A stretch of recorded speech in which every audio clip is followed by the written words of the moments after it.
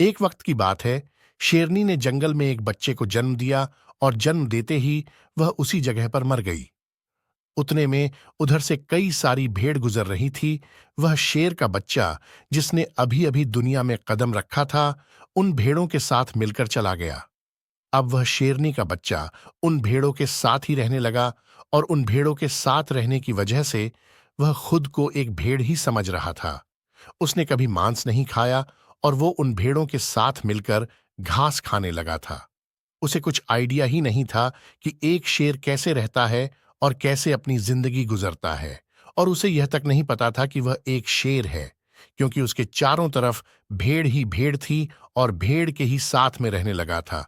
उसने कभी शेर की तरह नहीं दहाड़ा। फिर समय गुजरता गया और वह शेर का बच्चा एक जवान शेर बन गया। वह भेड़ों के झुंड में बिल्कुल अलग ही दिख रहा था, लेकिन भेड़ों के साथ रहकर भेड़ों को उसकी आदत हो गई। एक दिन एक बूढ़े शेर ने उन भेड़ों के झुंड पर हमला कर दिया। जब उस बूढ़े शेर ने भेड़ों के झुंड में उस जवान शेर को देखा तो वह हैरान हो गया। उसे अपनी आंखों पर विश्वास नहीं हो रहा था। उसने देखा कि एक जवान शेर भेड़ों के साथ घूम रहा है। उसने पहले कभी ऐसा नहीं देखा था। वह भूल गया कि वह वहां पर भेड़ों को पकड़ने आया था। उसने सोचा कि वह शेर से बात करेगा और पूछेगा कि यह सब क्या हो रहा है। उस बूढ़े शेर ने भेड़ों के झुंड पर फिर से हमला किया, उस शेर को पकड़ने के लिए। भेड़ों में जैसे ही उस बूढ़े शेर को देखा तो सब अपनी जान बचाकर भागने लगे और उन भेड़ों के साथ वह शेर भी अपनी जान बचाकर भागने लगा। कुछ देर के बाद उस बूढ़े शेर ने उस जवान शेर को पकड़ लिया।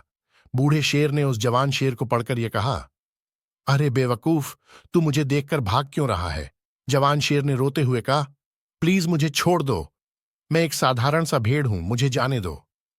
वो उस बूढ़े शेर को देखकर एक भेड़ की तरह कांप रहा था। बूढ़ा शेर ये सुनकर हैरान हो गया और वह समझ गया कि यहां पर क्या हो रहा था। बूढ़ा शेर उस जवान शेर को एक नदी के पास लेकर गया। यंग शेर वहां से भागने की कोशिश कर रहा था, लेकिन बूढ़े शेर ने उसको नदी की तरफ ढकेलते हुए कहा कि अपने आप को इस पानी में देख। नदी का पानी पूरी तरह से शांत था। बूढ़े शेर ने जवान शेर को कहा कि अपने चेहरे को इस नदी में देखो और फिर मेरे चेहरे को देखो। अपनी बॉडी को नदी में देखो और फिर मेरी बॉडी को देखो। उस जवान शेर ने डरते हुए अपना चेहरा नदी में देखा और जैसे ही उसने अपना चेहरा नदी में देखा तो हैरान हो गया। उसने देखा कि वह एक भेड़ की तरह नहीं, बल्कि एक शेर की तरह दिखता है। वह रियलिटी को समझ गया कि वह एक भेड़ नहीं बल्कि एक शेर है। और एक सेकंड के अंदर ही उसने एक शेर की तरह दहाड़ा।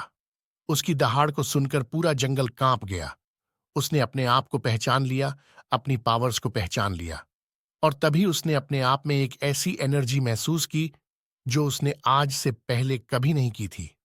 फिर उसने सोचा कि एक भेड़ की तरह जीना रियलिटी नहीं थी, वह सिर्फ एक मेंटली कॉन्सेप्ट था। पर अब वो रियलिटी को जान चुका था।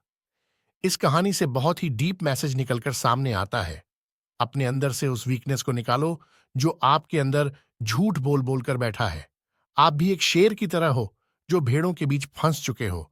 आपके आसपास जितने भी लोग हैं वह आपको यह फील कराते हैं कि आप अपनी लाइफ में कुछ नहीं कर सकते हो, क्योंकि कहीं ना कहीं आप भी उनके साथ रह रहकर उनकी तरह बनने की कोशिश करते हो। आपको इस भीड़ से अलग खड़े रहना है और अपनी पोटेंशियल, अपनी पावर्स और अपनी एबिलिटी को पहचानना है। और जिस दिन आप अपनी पावर्स, अपनी एबिलिटी को पहचान लोगे उस शेर की तरह, तब आपको